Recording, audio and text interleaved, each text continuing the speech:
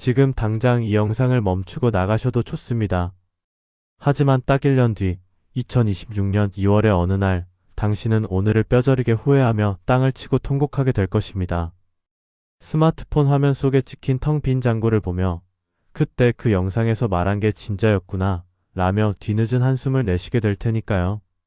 지난달 엔비디아가 또다시 역대급 실적을 발표하며 주가가 폭등하던 그 순간을 기억하십니까? 전 세계 투자자들이 환호성을 지를 때 당신의 계좌는 어땠습니까? 코스피는 박스권에 갇혀 질식해가고 있었고 당신의 자산은 차가운 얼음처럼 녹아내리고 있지 않았습니까? 이것은 단순한 우연이 아닙니다. 지금 우리는 부의 지도가 송두리째 뒤집히는 거대한 지각 변동의 한복판에 서 있습니다. 남들은 이미 저만치 앞서가는 고속열차에 올라탔는데 당신만 낡아빠진 플랫폼에 홀로 남겨진 기분 느껴보신 적 없으십니까? 친척들이 모인 자리에서 누군가 미국 주식으로 차를 바꿨다더라, 아파트를 옮겼다더라 하는 이야기를 들을 때마다 가슴 한구석이 서늘해지는 그 공포, 그것이 바로 당신의 미래가 될 수 있습니다. 이미 지나간 버스는 아무리 손을 흔들어도 멈추지 않습니다. 2025년의 상승장은 닫힌 문입니다. 하지만 절망하기엔 아직 이릅니다. 다음 열차가 더 거대하고 강력한 엔진을 단 마지막 기회가 지금 플랫폼으로 들어오고 있기 때문입니다. 오늘 저는 단순히 종목 몇 개를 추천하려는 게 아닙니다. 2026년에 당신의 자산이 왜 폭발적으로 늘어날 수밖에 없는지, 혹은 왜 가루가 되어 사라질 수밖에 없는지 그 잔혹한 운명을 가를 결정적 트리거를 공개하려 합니다. 끝까지 시청하십시오. 이 10분이 당신의 10년을, 아니 남은 인생 전체의 불을 결정짓는 골든타임이 될 것입니다. 도대체 무슨 일이 벌어지고 있는 걸까요? 경제 교과서대로라면 지금은 주식이 폭락해야 정상입니다. 연준은 여전히 고금리라는 칼날을 거두지 않고 있고 매파적인 발언을 쏟아내며 시장을 위협하고 있습니다. 그런데 이상하지 않습니까? AI 섹터, 특히 반도체와 빅테크 기업들은 마치 중력이라도 무시한 듯 미친 듯이 치솟고 있습니다. 이것은 단순한 기술적 반등이 아닙니다. 시장이 보내는 아주 강력하고도 섬뜩한 경고 신호입니다. 바로 자산 초인플레이션의 서막이 올랐다는 뜻입니다.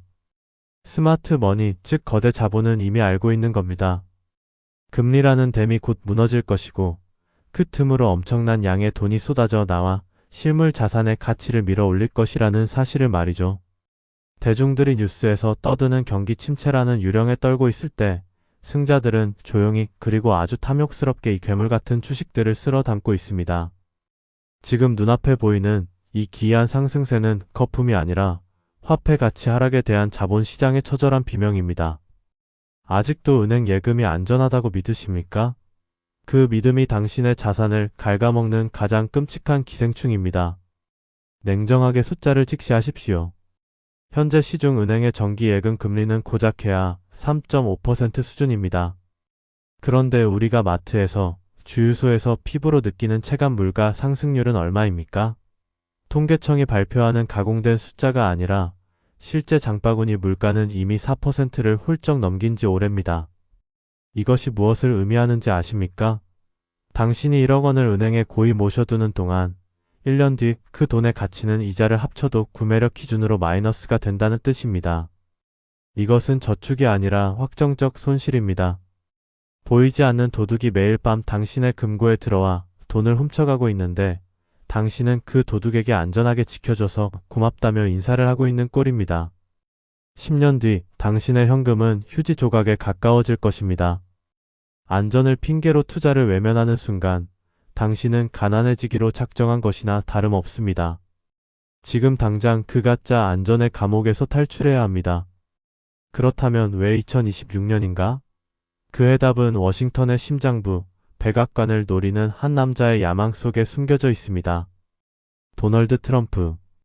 그에게 2026년 중간선거는 단순한 투표가 아닙니다. 자신의 정치적 목숨줄이 걸린 단두대 매치입니다. 트럼프는 뼛속까지 사업가입니다. 그에게 지지율이란 곧 주가지수와 동의어입니다. 만약 주식시장이 무너진다면 그의 지지층도 재선 가도도 함께 붕괴합니다. 그래서 그는 수단과 방법을 가리지 않을 것입니다. 연준 의장의 멱살을 잡고서라도 금리를 끌어내리라고 협박할 위인입니다. 이미 그는 대통령이 금리 결정에 발언권이 있어야 한다며 노골적으로 연준의 독립성을 침해하는 발언을 서슴지 않고 있습니다. 이것은 예고된 시나리오입니다. 중간선거 승리를 위해 경기 부양이라는 명목으로 엄청난 돈을 풀고 기업 규제를 풀어제끼며 인위적인 호황을 만들어낼 것입니다. 경제학적으로는 미친 짓일지 몰라도 정치적으로는 필승 전략이기 때문입니다. 우리는 이 거대한 정치적 쇼가 만들어낼 유동성의 파도에 올라타야 합니다. 트럼프가 쏘아 올릴 부양책이라는 신호탄, 그것이 바로 시장을 폭발시킬 뇌관입니다. 역사는 소름 끼치도록 똑같이 반복됩니다. 1970년대 초반, 미국은 지금과 놀랍도록 비슷한 상황이었습니다. 당시 닉슨 대통령은 재선을 앞두고 있었습니다. 경기가 둔화되자 그는 초조해졌고 당시 연준 의장이었던 아서 번스를 집무실로 불러들였습니다. 그리고 압박했습니다. 돈을 풀어라. 선거에서 이겨야 한다. 닉슨의 협박에 못 이긴 연준은 결국 금리를 내리고 돈을 풀었습니다. 결과가 어땠을까요? 단기적으로 주가는 폭등했습니다. 사람들은 샴페인을 터뜨렸고 닉슨은 압승했습니다. 하지만 그 뒤에는 지옥이 기다리고 있었습니다. 풀린 돈은 거대한 인플레이션이라는 괴물을 깨웠고 이후 10년간 미국 경제는 대인플레이션의 늪에 빠져 허우적거렸습니다. 지금 트럼프가 하려는 것이 바로 제2의 닉슨 쇼크입니다. 정치적 목적을 위해 경제 원리를 비틀어버리는 위험한 토박. 하지만 투자자인 우리는 도덕 선생님이 아닙니다. 우리는 이 위험한 도박판에서 돈을 벌어야 하는 승부사입니다. 닉슨 쇼크 직전의 그 폭발적인 상승장, 바로 그 구간이 2026년에 재현될 것입니다. 우리는 그때와 똑같은 기회의 문 앞에 서 있는 것입니다. 하지만 이번 위기는 1970년대보다 훨씬 더 거대하고 치명적입니다. 단순한 인플레이션이 아닙니다. 바로 국가의 생존이 걸린 AI 패권 전쟁이기 때문입니다. 지금 미국과 중국은 총성 없는 전쟁터 한복판에 서 있습니다. 중국을 보십시오. 국가가 데이터 센터 전기료를 대신 내주고 로봇택시가 베이징 시내를 질주합니다. 반면 미국 기업들은 막대한 빚을 내어 기술 개발에 올인하고 있습니다. 여기서 미국이 밀리면 어떻게 될까요? 단순히 기업 몇 개가 망하는 게 아닙니다. 달러 패권이 무너지고 지난 100년간 쌓아온 제국의 지위가 박살납니다. 미국 정부가 이를 두고 볼까요? 절대 아닙니다.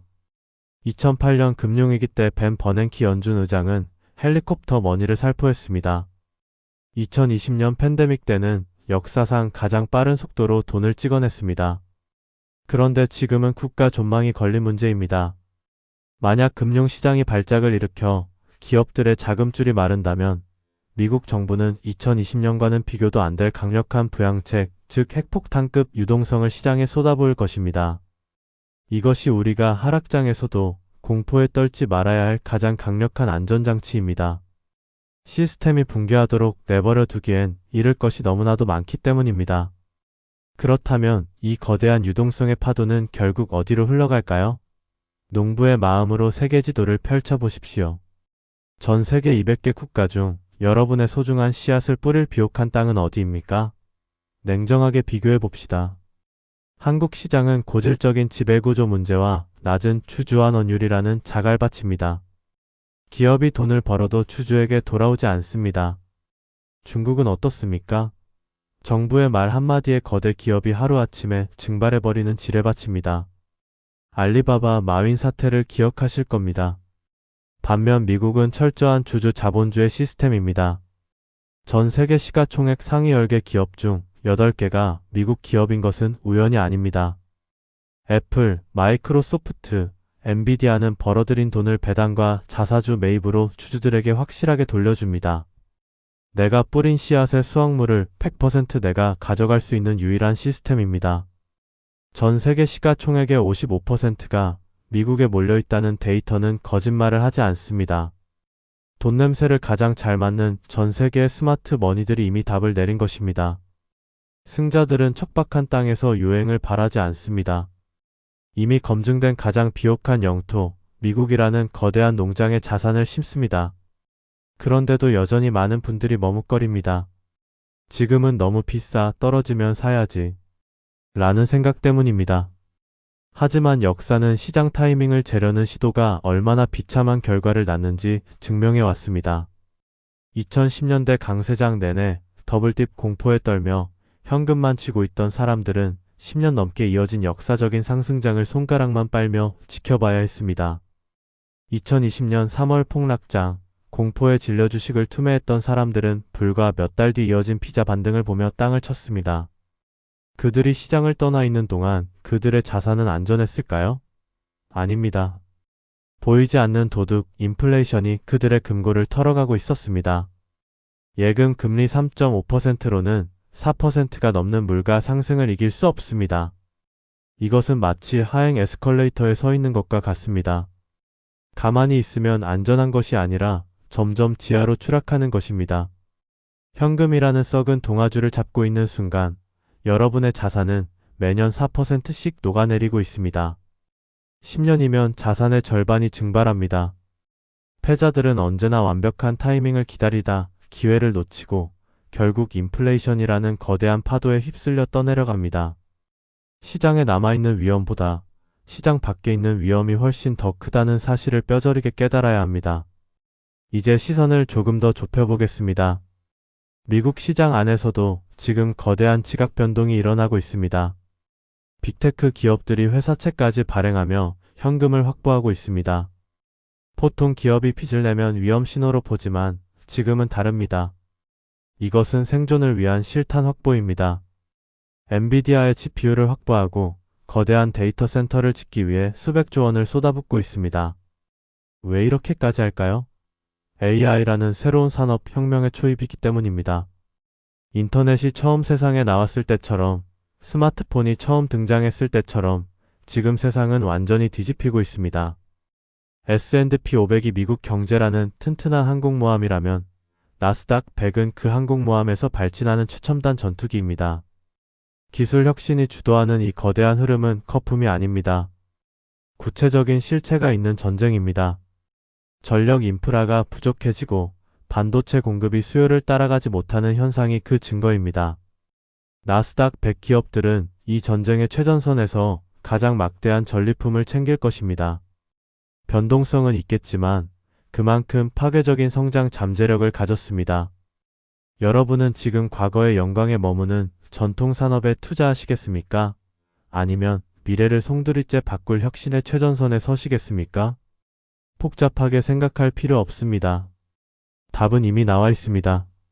워런 버핏은 자신의 아내에게 내가 죽으면 재산의 90%를 S&P 500 인덱스 펀드에 투자하라고 유언을 남겼습니다.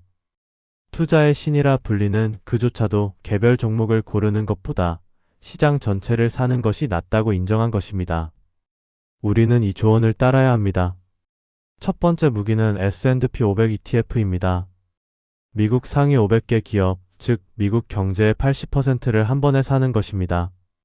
애플이 잘 되든 아마존이 잘 되든 상관없습니다. 미국이라는 시스템이 성장하면 내 자산도 함께 불어납니다. 두 번째 무기는 나스닥 100 ETF입니다. 이것은 AI 전쟁의 승자들에게 집중 투자하는 전략입니다. 변동성은 크지만 4차 산업혁명의 과실을 가장 크게 누릴 수 있습니다. 저는 이렇게 제안합니다. S&P 500으로 튼튼한 방패를 삼고 나스닥 100으로 날카로운 창을 드십시오. 이 두 가지 ETF를 여러분의 포트폴리오에 담는 순간 여러분은 전 세계에서 가장 강력한 기업들의 주인이 되는 것입니다.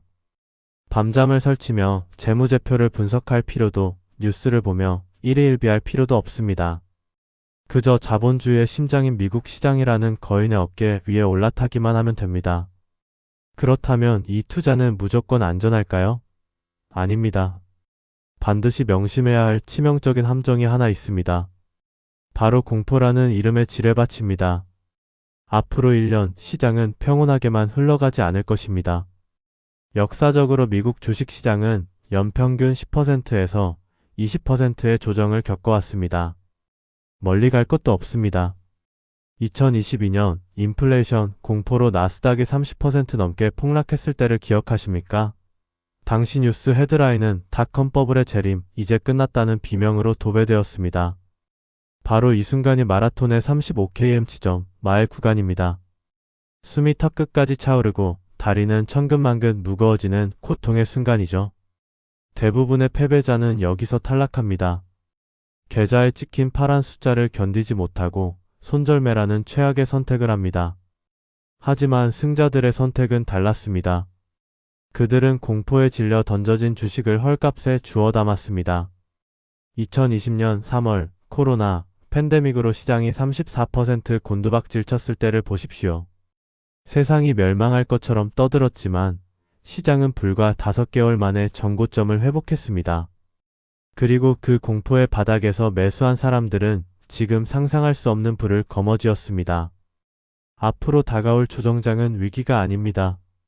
그것은 시장이 여러분에게 주는 박앤셀 기간, 즉 보너스 타임입니다. 10% 하락하면 10% 할인 쿠폰이 발행된 것이고 20% 하락하면 블랙 프라이데이가 열린 것입니다. 지뢰밭을 피하려고 뒷걸음질 치지 마십시오.